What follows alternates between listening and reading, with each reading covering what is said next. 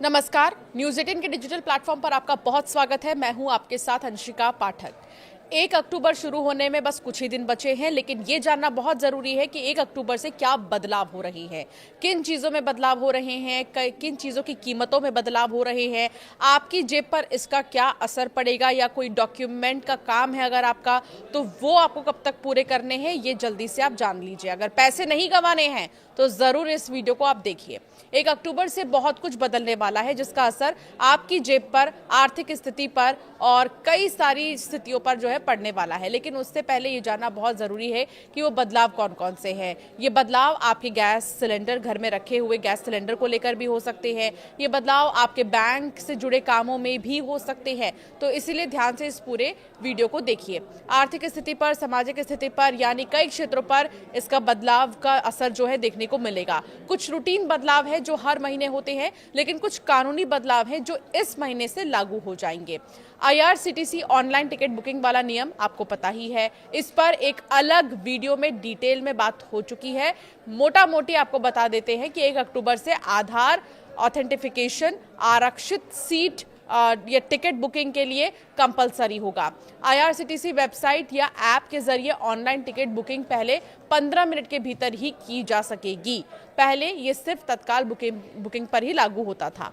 आधार प्रमाणीकरण के जरिए शुरुआती ऑनलाइन बुकिंग को लिमिटेड करना, बल्क में बुकिंग को कम करना, टिकटों की दोबारा बिक्री को रोकना, ताकि आसान और ट्रांसपेरेंट प्रोसेस हो जाए। मतलब आधार लिंक करो, 15 मिनट पहले टिकट लो, इसके बाद बुकिंग सामान्य हो जाती है। सभी रजिस्टर्ड यूजर टिकट ले सकेंगे। PRS काउंटर वाले तरीके में कोई बदलाव नहीं है। भौतिक टिकट बुकिंग हमेशा की तरह जारी रहेगी। अधिकृत एजेंट तत्काल बुकिंग के लिए 10 मिनट की प्रतिबंध का जो सामना है वो करना जारी रखेंगे। इसके अलावा 1 अक्टूबर से 500 के नोटों के साथ नकद लेने पर सख्त नियम लगाए जाएंगे। अब कोई भी व्यक्ति एक बार में 10,000 से ज्यादा का नकद भुगतान नहीं कर सकेगा। ये सीमा सभी प्रकार के व्यापारिक और व्यक्तिगत लेन देन पर लागू होगी। बड़े लेन देन के लिए लोगों को डिजिटल माध्यमों का उपयोग करना होगा। इस नियम का पालन न करने पर गंभीर परिणाम भुगतने हो सकते हैं। व्यापारियों और दुकानदारों को विशेष सावधानी बरतनी होगी। बैंकों में नोट जमा करते समय पहचान पत्र और आवश्यक दस्तावेज दिखाना अनिवार्य होगा। RBI ने स्पष्ट किया है कि नोटों की नियमित जांच की जाएगी और किसी भी प्रकार की अनियमितता पर तत्काल कार्रवाई होगी।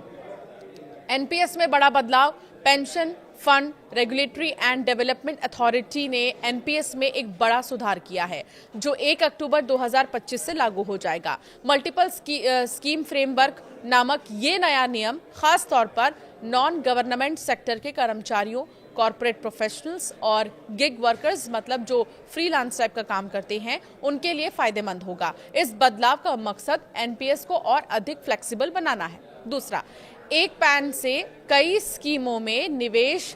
PFRDA ने NPS को और आसान बनाने के लिए एक और बड़ा कदम उठाया है। अब एक पैन नंबर से केवल एक ही स्कीम में निवेश की अनुमति थी, लेकिन मल्टीपल स्कीम फ्रेमवर्क के तहत अब आप अपने NPS अकाउंट के तहत कई अलग अलग स्कीमों में पैसा लगा सकेंगे।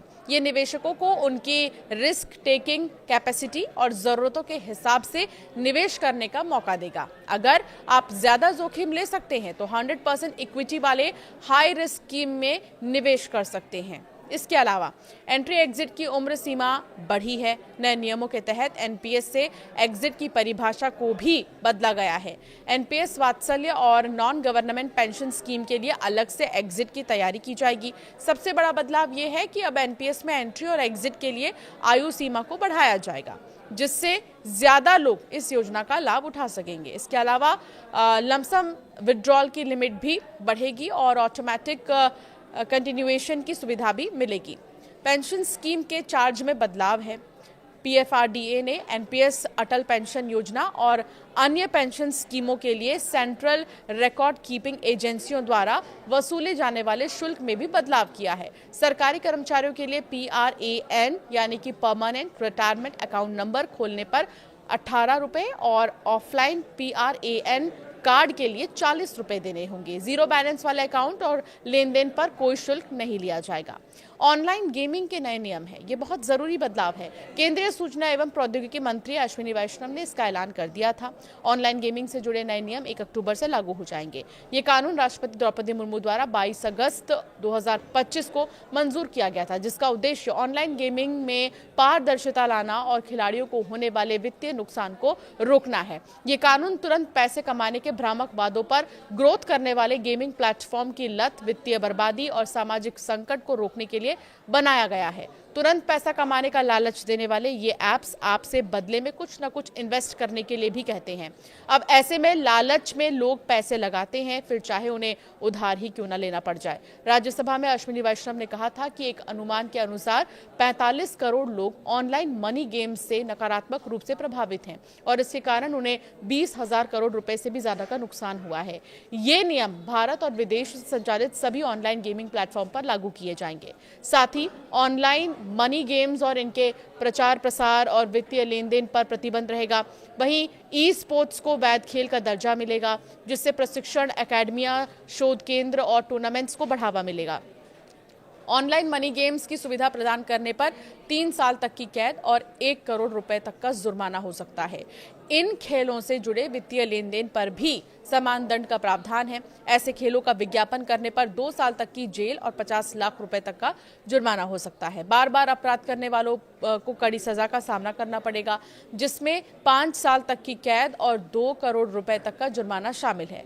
प्रमुख प्रावधानों के तहत अपराध संज्ञेय और गैर जमानती होंगे, यानी कि पुलिस बिना वारंट के गिरफ्तारी कर सकती है और जमानत का अधिकार नहीं होगा। भारतीय न्याय संहिता 2023 की धारा 111 गैरकानूनी आर्थिक गतिविधियों और साइबर अपराधों के लिए दंड का प्रावधान करती है। धारा 112 में अनधिकृत सट्टेबाजी और जुए के लिए सजा का प्रावधान है। अपराधियों को जुर्माने के साथ न्यूनतम 1 साल की कैद, जिसे 7 वर्ष तक बढ़ाए जाने के प्रावधान है। और अब रूटीन की बात करेंगे तो 1 अक्टूबर से होने वाले बदलावों में लोगों की सबसे ज्यादा निगाह एलपीजी सिलेंडर की कीमतों पर होने वाली है, क्योंकि ये सीधे रसोई के बजट से जुड़ा हुआ है।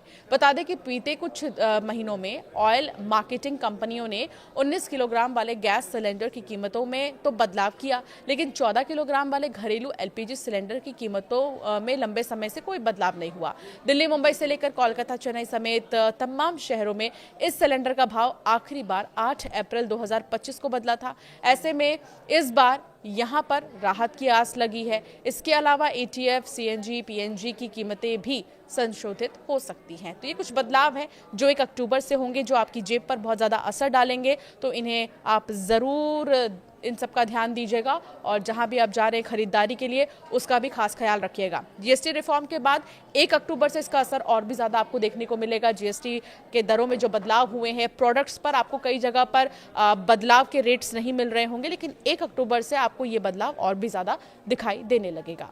आपकी क्या राय है, हमें ज़रूर कॉमेंट कर बताएं।